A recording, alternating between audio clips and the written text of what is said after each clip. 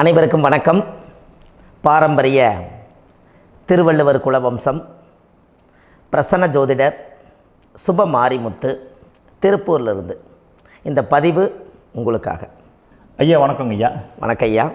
ஐயா இப்போது மக்கள் சார்பாக ஒரு கேள்வி இன்றைக்கி நான் கேட்கலான் இருக்கேன். கேளுங்க ஐயா.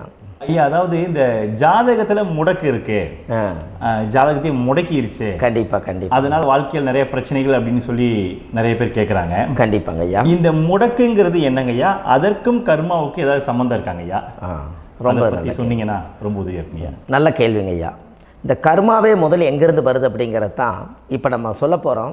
இதுவரைக்கும் எத்தனையோ கருத்துக்களெல்லாம் நீங்கள் இந்த உலகத்தில் கேட்டிருப்பீங்க.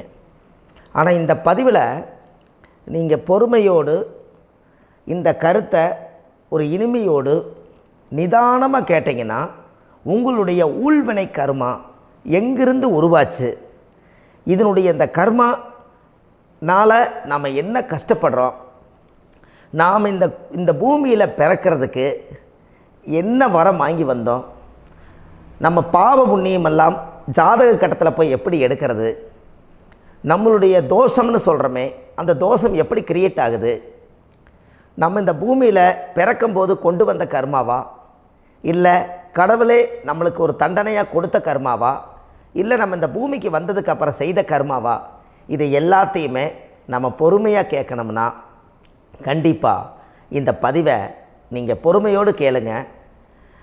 உங்களுக்கு இதில் ஒரு பெரிய ஒரு ரகசியம் ஒன்று அடங்கியிருக்குது. அந்த ரகசியத்தை தான் இன்றைக்கி இந்த உலகத்துக்கு அரங்கேற்றம் பண்ணுறேன். இந்த முடக்கு நம்ம ஐயா கேட்டதில் ஒரு அற்புதமான ஒரு விஷயம் என்ன அப்படின்னு கேட்டிங்கன்னா, முடக்குங்கிறது அந்த காலத்தில் பெரிய திறமையை கட்டி போட்டு வச்சுட்டா நம்மனால் அது இயங்க முடியுமா? முடியாது இல்லைங்களா ஐயா? முடியாது. அப்போது அதே மாதிரி ஜாதக கட்டத்தில் நமக்கு வேண்டிய யோகத்தை கடவுளே நம்மளுக்கு நாம் செய்த பாவத்தினால அது முடக்கி வச்சிருச்சுன்னா அந்த பாவகத்தை அந்த ஜாதகர் அனுபவிக்க முடியுமா? அனுபவிக்க முடியாது. அப்போது அந்த அனுபவிக்க முடியாமல் வெளி உலகத்தில் போய் நம்ம தேடி போன பிறவியில் செய்த பாவத்தை இந்த பிறவியில் நீங்கள் தேடி கண்டுபிடிச்சி வாழ்க்கையில் நீங்கள் எப்போ மேலுக்கு வர்றது? அப்போது அந்த கர்மா 12 ராசி கட்டத்துக்குள்ள 27 நட்சத்திரத்தில் 9 கிரகங்களுக்குள்ள ஒரு பெரிய ஒரு ஆத்துமாத்துமான கர்மா, உங்கள் பூர்வ ஜென்ம கர்மா இதுக்குள்ளே எங்கேயோ ஒரு இடத்துல முடங்கியிருக்குது. இந்த முடக்க மட்டும் உங்கள் ஜாதகத்தில் நீங்கள் கண்டுபிடிச்சிட்டிங்கன்னா ஹைலைட்டாக வாழ்கிறதுக்கு, இந்த உலகத்தில் சுதந்திரமான வாழ்க்கை வாழ்கிறதுக்கு ஒரு மிகப்பெரிய பொக்கிஷம் உங்கள் ஜாதகத்துக்குள்ளேயே இருக்குது. அப்போது அந்த ஜாதகத்துக்குள்ளே நாம் போன பிறவியில் நம்ம கர்மா நாம் என்ன செய்திருப்போன்னு உங்களுக்குள்ளே பெரிய குழப்பம் இருக்கும்.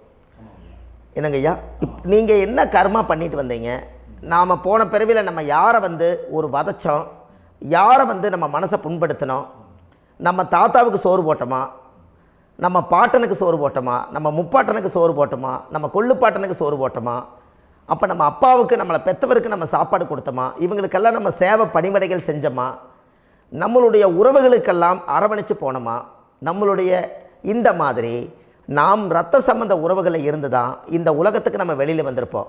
அப்போது வெளியில் நீங்கள் நிற்கிறீங்க, அப்படியே மேலே போய் பார்த்தீங்கன்னா ஒரு 7 தலைமுறையில் ஒவ்வொருத்தரும் செய்த கர்மாவெல்லாம் நம்ம பிளட்டு ரிலேட்டிவாக இப்போ நீங்கள் கரண்ட்டில் இருக்கிறவங்க கிட்ட தான் டெபாசிட் பண்ணியிருக்கோம். அப்போ இது தெரியாமல் நாம் ஜாதகத்துக்குள்ளே போய் தசாபுத்தி நல்லா தனுங்க இருக்குது, நான் ரொம்ப கஷ்டப்படுறேன், என் ஜாதகத்தில் போய் பார்த்தேன் எல்லா கிரகங்களும் நல்ல வலிமையாக இருக்குன்னு தான் சொன்னாங்க, ஆனால் இன்னும் என்னுடைய கடன் அடையலை, இன்னும் என்னோடய கர்ம தீர்ந்த மாதிரியே தெரியல, எனக்குள்ளே ஒரு தாட்டு என்னமோ நான் ஒரு பின்தங்கின வாழ்க்கையிலே வாழ்ந்துட்டுருக்கேன் அப்படின்னு நீங்கள் சொல்லும்போது, அப்போ இதையெல்லாம் தாண்டி ஒரு கர்மா உங்களுடைய ராசி கட்டத்துக்குள்ளே எங்கேயோ ஒரு பக்கத்தில் ரகசியமாக புதைஞ்சிருக்கு. அப்போது அந்த ரகசியமாக புதைஞ்சிக்கக்கூடிய அந்த முடக்கு தான் இன்றைக்கி இந்த உலகத்துக்குள்ளே நீங்கள் தெரிஞ்சுக்கக்கூடிய விஷயம். அப்போ அந்த முடக்குங்கிறது ஒன்று உண்மை. இந்த உலகத்துக்கு நம்மளை எல்லாத்துலேயும் நல்லா யோசிச்சு பாருங்கள்.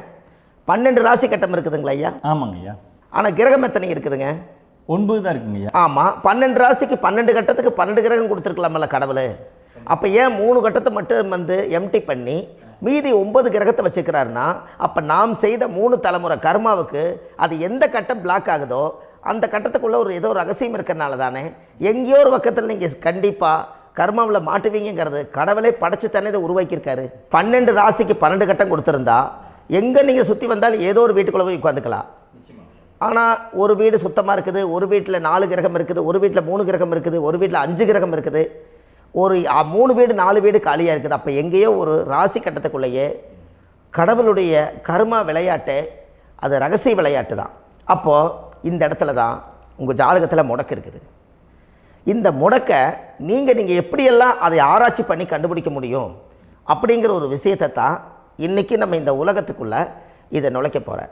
இப்போ அப்பா செய்த பாவம்னு ஒன்று இருக்குமில்லங்க ஐயா, நம்ம அறியாத வயசில் தெரியாதில்ல, அப்பா செய்த பாவம்னு இருக்கும். அப்பாவுடைய சொத்து பிள்ளைக்குத்தானா, அப்பாவுடைய பாவம் பிள்ளைக்குத்தானே, என்னங்க ஐயா? சரி, அப்போ தாத்தா இருக்கிறாரு, தாத்தாவுடைய கர்மா உயிர் எங்கே எழுதி வைக்கிறாருங்க?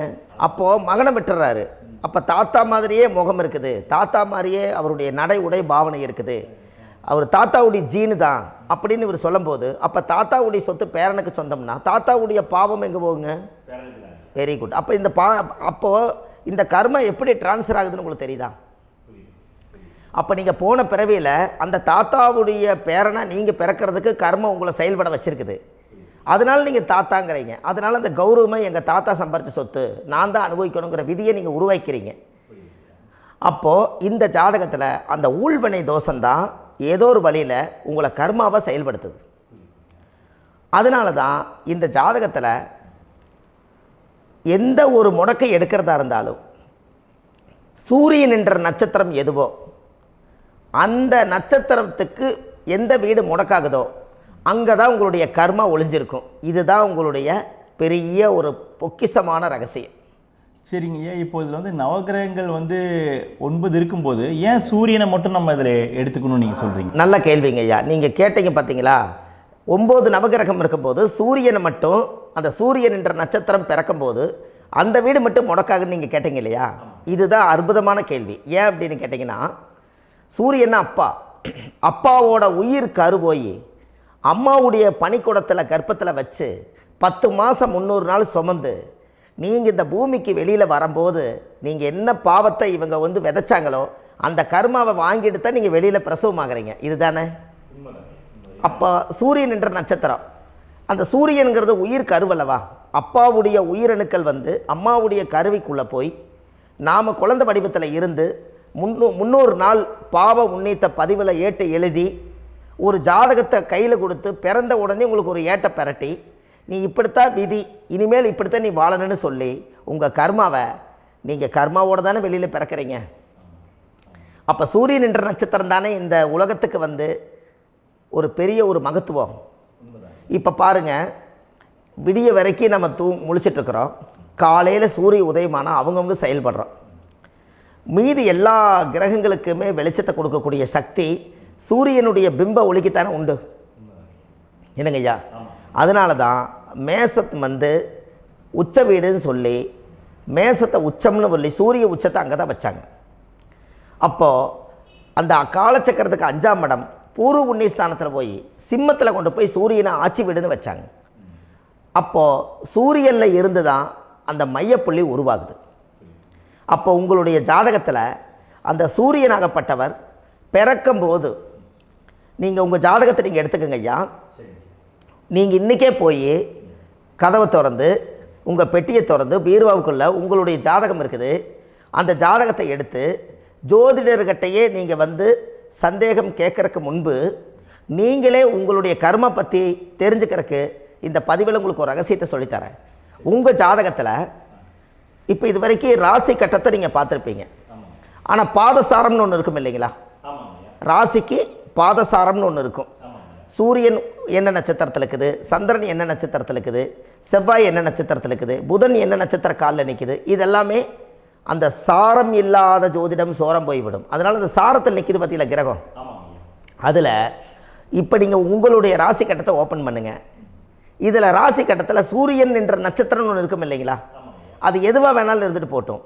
அந்த நட்சத்திரம் தான் நீங்கள் பிறக்கும்போது தாயுடைய கருவறைக்குள்ள கரு உருவான நட்சத்திரமே அதுதான். புரிஞ்சுங்களா ஐயா? பிறக்கும்போது நீங்கள் அந்த கருவுடைய நட்சத்திரம் அப்பா வந்து கருவை உருவாக்கி கர்மாவை விதைச்சது அந்த சூரியன் என்ற நட்சத்திரம் தான். அந்த வீட்டுக்கு தான் இந்த ராசி கட்டத்தில் உங்களுக்கு முடக்கு உருவாகுது. புரிஞ்சுங்களா ஐயா? அப்போது ஒரு ஜாதகத்தில் சூரியன் என்ற நட்சத்திரம் எதுவோ அதுதான் உங்களுடைய கர்மா நட்சத்திரம். இப்போ நம்ம பிறக்காதுக்கு முன்னாடி அப்பா கட்டத்தில் அந்த கர்மா டெபாசிட் ஆகிருக்கும். அதை ட்ரான்ஸ்ஃபர் எப்படி பண்ணுறாரு? அவருக்கு ஒரு கல்யாணம் வச்சு அவர் குடும்ப வாழ்க்கையில் வாழ்ந்து நம்மளோட உயிர் கருவை கொண்டு போய் ஊராம் பொண்ணை கல்யாணம் பண்ணி பொண்டாட்டின்னு எடுத்துக்கொண்டு அந்த பொண்டாட்டிங்கிற உரிமையாகி இவருடைய உயிர் கரு உருவாகி வாரிசுகள் வெளியில் வருது. அதானங்க ஐயா? அப்போது அந்த சூரியன் என்ற நட்சத்திரம் தான் இந்த உலகத்தில் ஒரு பிரம்மாண்டமான நட்சத்திரம். இந்த நட்சத்திரம் உங்கள் மனசுக்குள்ளே ஏதாவது இருந்துச்சுன்னா உங்கள் வீட்டில் ஏதாவது ஒரு நல்ல விஷயங்கள் நீங்கள் பண்ணுறதா இருந்தால் அந்த கர்மா நட்சத்திரம் சூரியனுடைய நட்சத்திரம் இருக்குது பார்த்தீங்களா, அந்த நட்சத்திரத்தில் எந்த ஒரு சேவைகளும் செய்யக்கூடாது. அதுதான் கர்மா. அதை போய் நீங்கள் ஆக்டிவேட் பண்ணி விட்டீங்கன்னா அது முன்னோர்களை வந்து நீங்கள் வந்து தொந்தரவு பண்ண மாதிரி. அந்த கர்ம நட்சத்திரம் தான் உங்கள் வாழ்க்கையில் அது புதஞ்சிருக்கிறதா. இப்போ குழந்தை பிறந்தாலோ சீர் சீமந்தங்கள் நீங்கள் செய்கிறதாலோ கல்யாணம் முக்கிறதுனாலோ உங்கள் ஜென்ம நட்சத்திரத்தன்னைக்கு கல்யாணம் பண்ண வேண்டாம்னு சொல்லிக்கிறாங்கல்லங்க. உங்களுக்கு ஜென்ம நட்சத்திரத்துக்கு முன்னாடி உங்களை உருவாக்குன நட்சத்திரம் தான் ஜென்ம நட்சத்திரம். அப்போ சூரியன் என்ற நட்சத்திரம் அப்பாவுடைய ஜென்ம நட்சத்திரமாக அந்த ஊழ்வினை கர்மம் செயல்படுது. அப்போ அந்த முடக்கு யார் வழியில் வந்தது? முன்னோர்கள் வழியில் வந்தது. முன்னோர்கள் கட்டி வச்சது யாரைய? குலதெய்வத்தை. அப்போ அந்த குலதெய்வத்தை போய் சாமிக்கு போய் வீடு வாசல்லாம் வலித்து குலதெய்வத்தை போய் தேங்காய் பழம் பூ மாலை கல்கண்டு வாங்கி அர்ச்சனை பண்ணி ஒரு அன்னதானம் ஒன்று பண்ணிவிட்டு சாமிக்கு பொங்கல் வச்சு நைவேத்தியம் பண்ணிவிட்டு உங்கள் ஜாதகத்தை வச்சு பூஜை பண்ணிவிட்டு வாங்க. அதுக்கப்புறம் தான் உங்கள் கர்மாவை கண்டுபிடிக்கிறதுக்கு வழியே பிறக்கும். குலதெய்வத்தை வணங்காமல் கோவிந்தா கோவிந்தா என்று பல தெய்வத்தை வணங்கினாலும் பலனொன்றும் இல்லைன்னு அந்த காலத்தில் முன்னோர்கள் சொல்லி வச்சுக்கிறாங்களா இல்லைங்களா? அதனால் கண்டிப்பாக அதை கண்டுபிடிச்சி நீங்கள் அதுக்கு ஒரு நைவேத்தியம் பண்ணால் மட்டும்தான் முதல்ல உங்கள் 5ஆம் பாவம் முன்னோர்கள் அது வேலை செய்யும். குலதெய்வ ஆலயத்துக்கு போயிட்டு வாங்க. போயிட்டு வந்துட்டு இந்த கர்மவினை தோஷத்தை நிவர்த்தி பண்ணுறதுக்குண்டான சரியான பரிகாரத்தை நம்ம எடுப்போம்.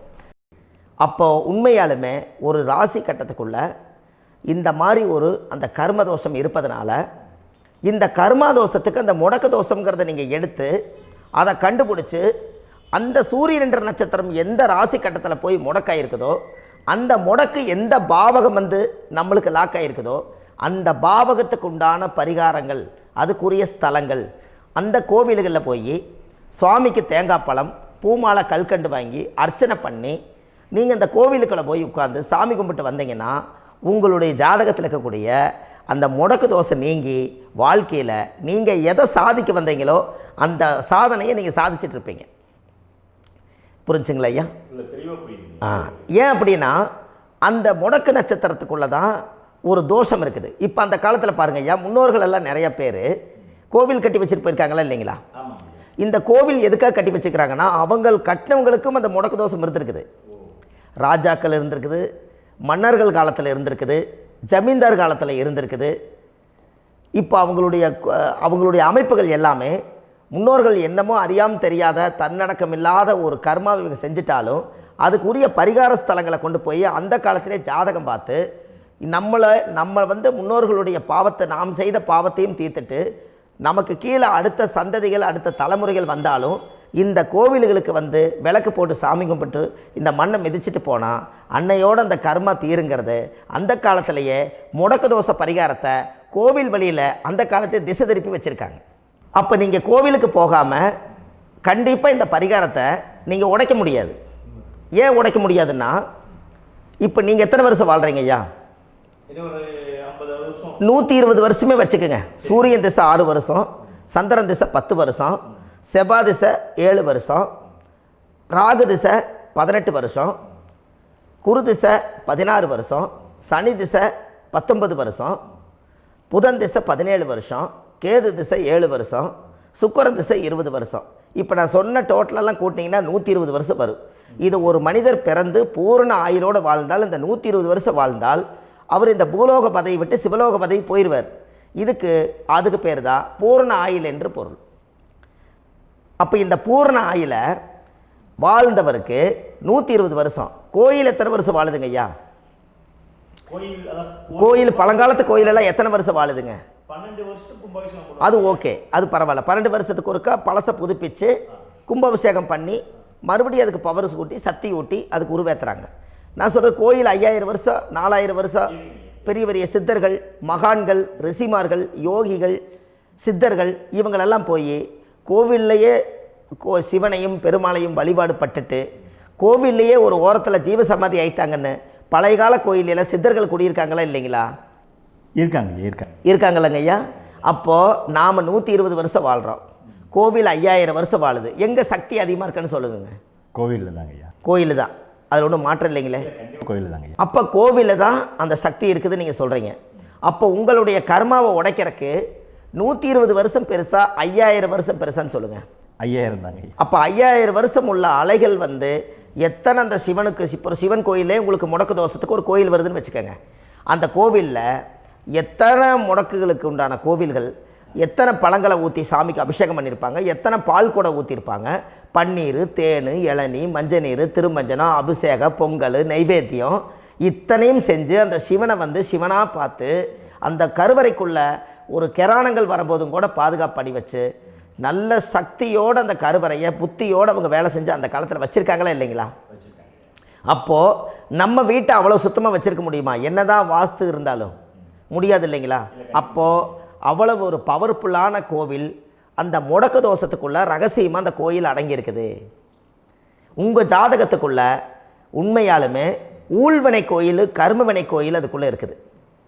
அந்த ஜாதகத்தை கணிச்சு பார்த்தா கரெக்டாக உங்களுடைய ஜாதகத்தில் அப்பாவுடைய கருவறையிலேருந்து உயிர் உருவாகிற நேரத்தில் இருந்து இப்போ வரைக்கும் நீங்கள் கரண்ட்டில் வாழ வரைக்கும் அந்த கர்ம கூட வர்றதை ஒரே ஒரு இடத்துல போனால் மட்டும்தான் விட்டுட்டு வர முடியும். அது எந்த வீடு அப்படின்னு கேட்டால் உங்களுக்கு அப்பாவுடைய கர்மா வழியில் போய் அந்த கோவில் பழையகால கோயில், பழையகால தெய்வங்கள், அந்த கோவில் தான் உங்கள் ஜாதகத்துக்குள்ள ரகசியமாக இருக்கும்.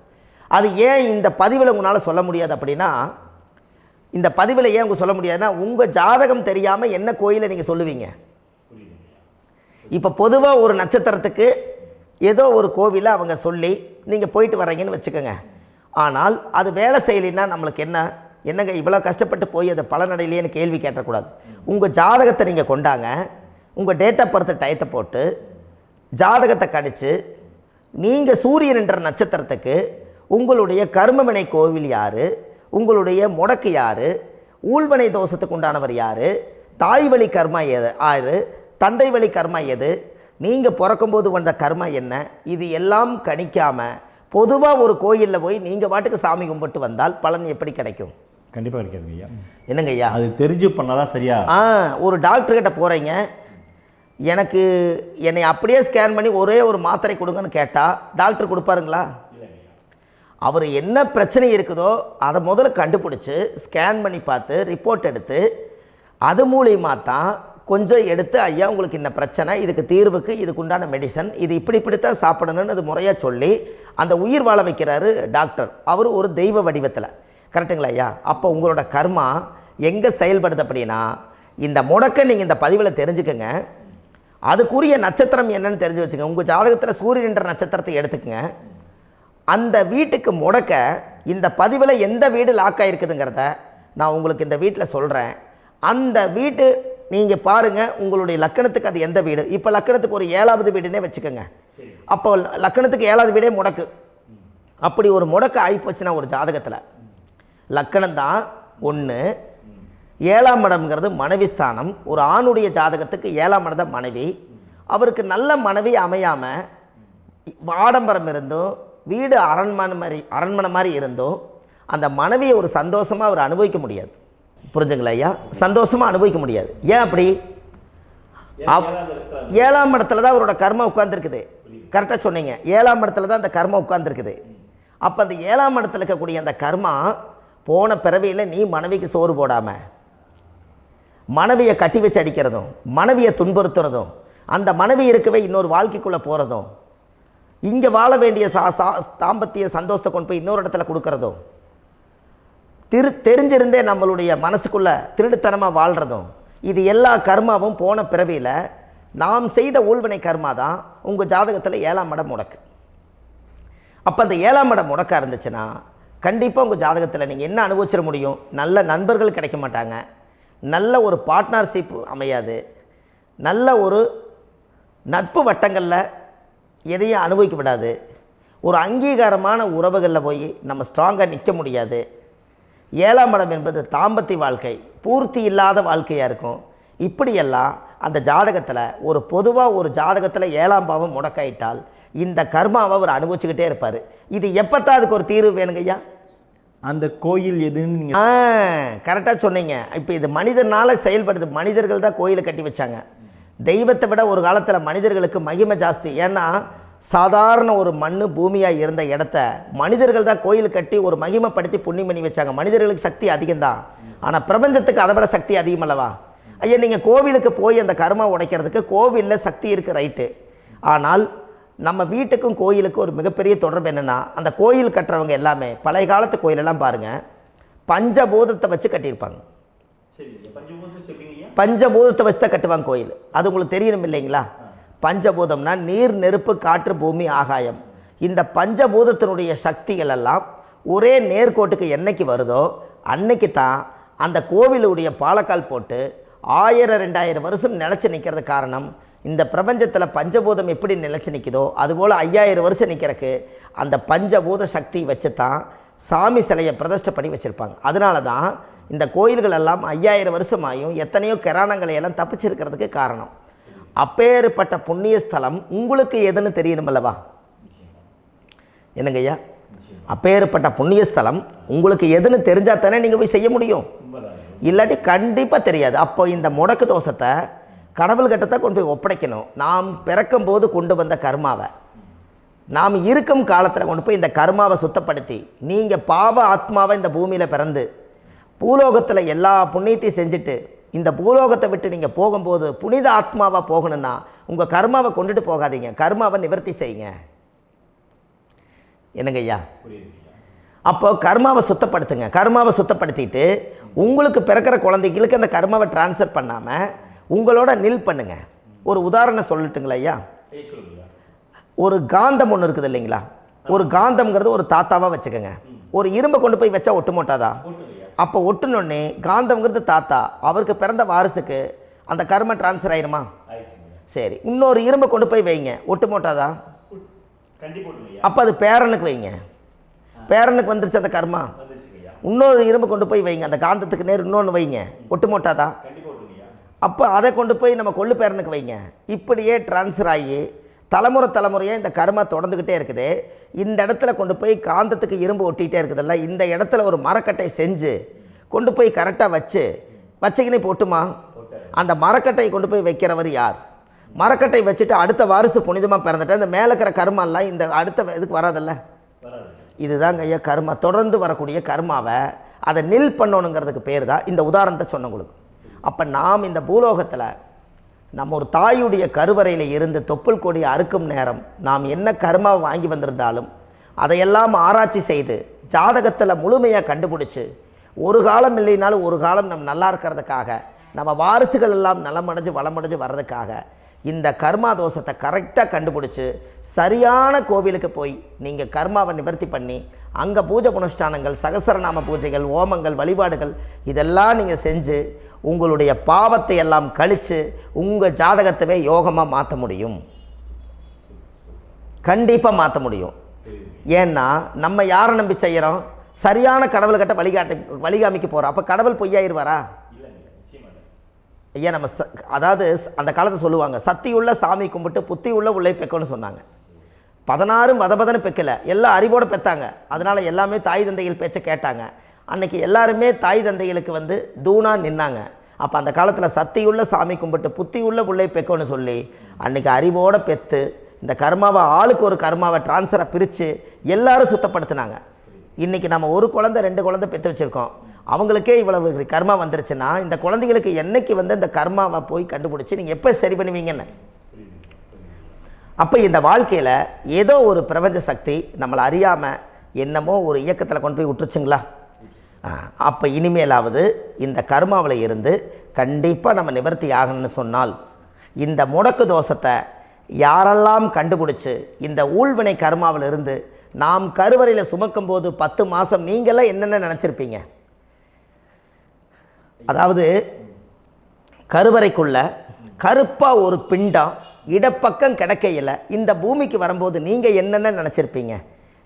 இந்த பிறந்ததுக்கு அப்புறம் வந்து தான் அம்மா தெரியுது, அப்பா தெரியுது, தாத்தா தெரியுது, பாட்டி தெரியுது, இந்த உலகத்தில் கண்கொள்ளாத காட்சிகள் எல்லாம் தெரியுது, எல்லாம் தெரியுது. ஆனால் 10 மாதம் உங்கள் வாழ்க்கையில் நீங்கள் இருக்கும்போது நீங்கள் என்னென்னலாம் நினச்சி இந்த பதிவில் இறைவன் கொடுத்தாரோ அதையெல்லாம் அனுபவிக்கத்தான் வந்தீங்க. அதுக்கு இடையில இருக்கிறதான கர்மா. இந்த ஒரு விஷயம் உங்களுக்கு கிடச்சிருச்சுன்னா நீங்கள் எல்லாருமே ராஜயோகமாக பிழைப்பீங்கள்ல. இதில் ஏழை பணக்கார யாரையுமே சொல்ல வரல. அவங்க பிறக்கும்போது புண்ணியத்தை பொறுத்து தான் போன ஜென்மத்தில் நம்ம என்ன புண்ணியங்கள் பண்ணி வச்சோமோ அந்த புண்ணியத்தில் இன்றைக்கி நல்லா வாழ்கிறாங்க. ஒருத்தர் கேட்டார், என் ஜாதகத்தில்ங்க எங்கூட படித்தவர் இடம் வாங்கிட்டார், வீடு வாசல் கட்டிட்டார், தொழில் பண்ணிட்டார், நல்லா இருக்கார், ஆனால் நான் இன்னும் அப்படியே தான் இருக்கிறேங்கன்னு ஒருத்தர் கேட்டார். அதுக்கு ஒரு கருத்து என்னென்னா, டேட் ஆஃப் பர்த் ஒன்று தான், டைம் ஒன்று தானே வச்சுக்கோங்க. அவங்க அப்பா செஞ்ச புண்ணியம் வேறு, நீங்கள் செஞ்ச பாவங்கள் வேறு. அவர் செஞ்ச புண்ணியத்தினால அவருக்கு எல்லாமே முன்னாடி கிடைக்குது.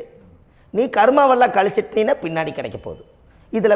இதில் மற்றவங்களை பற்றி வேற்றுமையாக நினைக்கிறதுல எந்த ஒரு இதுவுமே இல்லை. அப்போ ஒருத்தர் பார்த்து ஒருத்தர் வாழ வேண்டாம்.